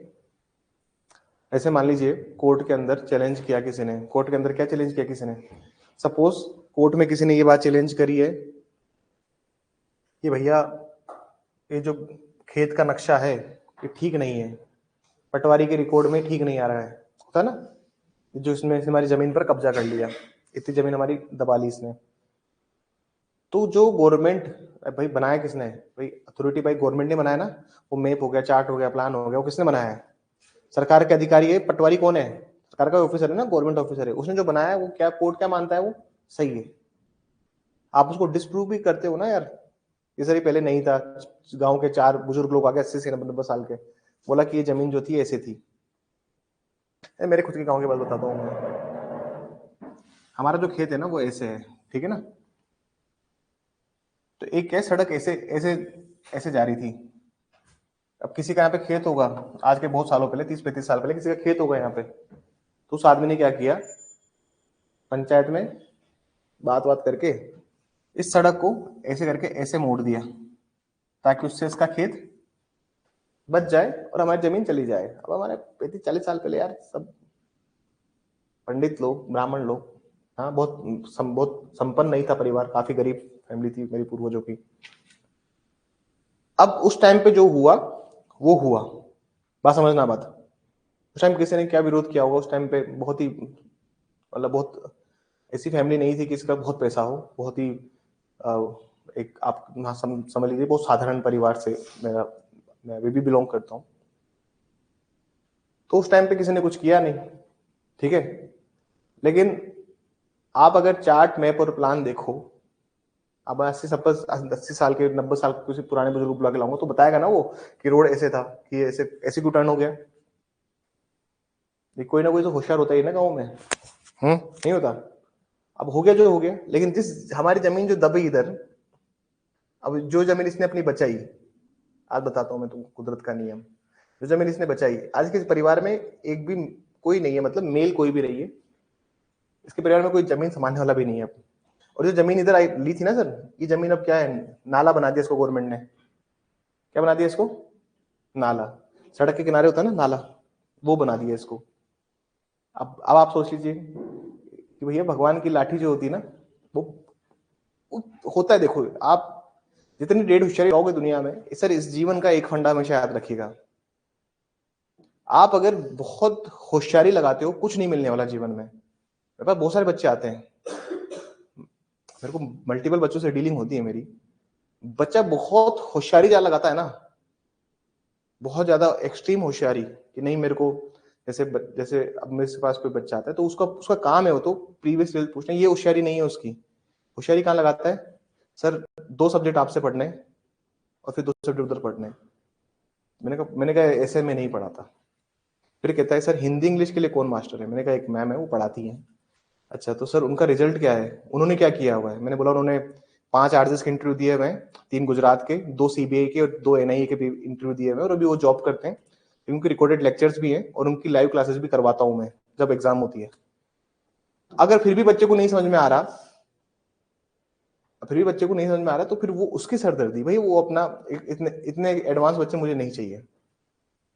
जैसे मेंस के टाइम पे अभी एक इंटरव्यू था ना सर, अभी इंटरव्यू थे आरजेस के, एक मैडम थी दिल्ली की, उनका मेरे पास फोन आया तो उन्होंने आधे घंटे तक मेरी ही काउंसलिंग कर ली। टीम ने फोन दे दिया मेरे को, सर आप बात करो, मैडम बहुत सवाल पूछ रही हैं। तो उनको ज्यादा वो लो बैकग्राउंड थोड़ी ना मेरी टीम का, उनको लगता है कि कोई लीगल क्वेश्चन होता है तो सर से बात कराता हूँ मैं। क्लास खत्म करके वहां गया, आधे घंटे उसने मेरी काउंसलिंग कर दी। अच्छा कहाँ कहाँ के इंटरव्यू दिए हैं आपने? अच्छा कहाँ कहाँ के मेंस लिखे हैं आपने? अच्छा कहाँ कहाँ के आपका वो है, कहाँ नौकरी करते थे, कौन सी एयर में नौकरी करी है, कहाँ पे क्या किया है? मैंने बोला मैडम आपको किस में एडमिशन लेना था? इंटरव्यू के लिए आना था सर। मैंने बोला मैडम मैं इंटरेस्टेड नहीं हूँ आपको लेने में। मैं फिर हाथ ही जोड़ लूंगा भाई, तू अभी जब एडमिशन नहीं लिया है, जब तू मुझे कुछ 1000-1100 रुपए पे कर देगा इंटरव्यू के लिए, तो सोच तू मेरे सर पे कितने बड़ा लाइबिलिटी का बोझा डाल देगी। एक मैडम और, क्या बोलूं मैं, एक मैडम और, सर मुझे पेपर्स तो चाहिए आपसे, लेकिन मुझे व्हाट्सएप पे नहीं ईमेल पे चाहिए। किस पे चाहिए? ईमेल पे। मैंने बोला ठीक है मैम, हम वैसे भी कंप्यूटर पे पेपर बनाते हैं तो ईमेल करने में कोई बहुत बड़ी दिक्कत नहीं है। अब कभी कभी क्या होता है, 10 पेपर है आपके, तो एक आधा पेपर या 2 पेपर ऐसे होते हैं कि आप दिमाग से स्किप आउट हो गए कि यार आपको मेल करना था पर आपने नहीं किया। मैं व्हाट्सअप मैम नहीं चलाती, टेलीग्राम पे, she is not on Telegram, she is not on WhatsApp, वो सिर्फ मेल पे मेल करो उनको, फिर वो पेपर पढ़ेंगे और उससे सोल्व करेंगे। हमने फिर भी पेपर दिए, लेकिन अब 1-2 पेपर छूट जाएंगे तो फिर मैडम का फोन आया कि सर अभी भेजिए आप मुझे तुरंत। तो persons who are consider their faculties as a matter of right, कि नहीं हमारा अधिकार है, तो फिर हम उनको भी प्यार से कहते हैं ठीक है मैम, वो थोड़ा सा हम कहते हैं टीम को, लेकिन वो मिस्टेक हो जाती है और हो जाता है कभी कभी ऐसे, बट आप प्लीज एक मैसेज ड्रॉप कर देते या रिमाइंड करवा देते मुझे। सो द थिंग इज, अगर आप बहुत होशियारी लगा रहे हो ना जीवन में, भगवान देखिए इसका सिंपल सा फंडा है, कभी भी बहुत होशियारी मत लगाइए जीवन में। आपको मेहनत करनी है, किसी के ऊपर आप, जैसे कोई बच्चा मेरे को बोलता भी है, जैसे मैं जहाँ पहले पढ़ाता था वहां से भी बच्चों का फोन आता था मुझे पहले कि सर हम चाहते तो आपके पास पढ़ना है पर फीस की व्यवस्था नहीं है। मैंने बोला कोई बात नहीं, इंस्टॉलमेंट में पे कीजिए, आराम से पे कीजिए, धीरे धीरे पे कीजिए, लेकिन पढ़िए। जो बच्चा कहता है सर मैं यहाँ पढ़ूँ या वहां पढ़ूँ, मैंने बोला जहां भी पढ़ो ईमानदारी से पढ़ो। अगर आप किसी को अपना मेंटर या गुरु मान रहे हैं, उसको अपना ईमानदारी से गुरु मानिए, तभी आपको प्रतिफल मिलेगा, तभी आपको कंसिडरेशन प्राप्त होगा लाइफ में। तो ऑनेस्टी रखिए सबसे पहले तो, खुद से, अपने टीचर से, अपने पेरेंट्स से। जिस दिन आदमी 3 लोगों से ऑनेस्ट रखना सीख जाएगा वो सफल बन जाएगा। एक खुद से ऑनेस्ट रखनी है आपको कि मेरे को इतना पढ़ना है, एक पेरेंट्स से ऑनेस्ट रखनी है, पेरेंट्स को कभी झूठ नहीं बोलना। आप अगर उनको बताते हो कि सर पूछा कि इतना घंटा पढ़ा बेटा, क्या पढ़ा क्या नहीं पढ़ा, आप उनको बताइए। और एक टीचर से, ये 3 लोगों से अगर आपने ईमानदारी रख ली तो आप सफल हो जाएंगे। मैं अपनी बात नहीं कर रहा, आपका कोई भी और गुरु भी हो सकता है, मैं ये भी कह कि मुझे गुरु बनाऊं, मैं इस लायक भी नहीं हूँ अभी, बहुत उम्र बहुत नहीं हुई है मेरी, 50 नहीं हुआ हूं मैं भी। बट द थिंग इज, अब आप खुश करने के लिए बोल देते हो, बट द थिंग इज आप बस मेहनत कीजिए, ईमानदारी से मेहनत करोगे तो भगवान ईमानदारी से देता है। तुम अगर बहुत होशियारी लगाओगे और डेढ़ होशियारी से काम करोगे, कुछ नहीं मिलने वाला। आप जितने हम्बल हैं, आप जितने पोलाइट हैं, भगवान उतनी जल्दी सफलता देगा आपको। कुछ लोग हम्बल होते हैं, पोलाइट होते हैं, सफलता मिलने में देरी होती है, लेकिन ये लो फील्ड है सर, सफलता देगा ऊपर वाला। और वो आपको इतनी सफलता देगा ना कि आपसे संभलेगी नहीं वो सफलता। हम्बल रहिए, पोलाइट रहिए, मेहनत कीजिए, सफल होइए जीवन में, और वो ही अपना ध्येय बना लीजिए, उद्देश्य बना लीजिए, ईमानदारी रखिए खुद के साथ। चलिए यार, so we have done section 82 84। चलो आज के लिए इतना ही बहुत है यार।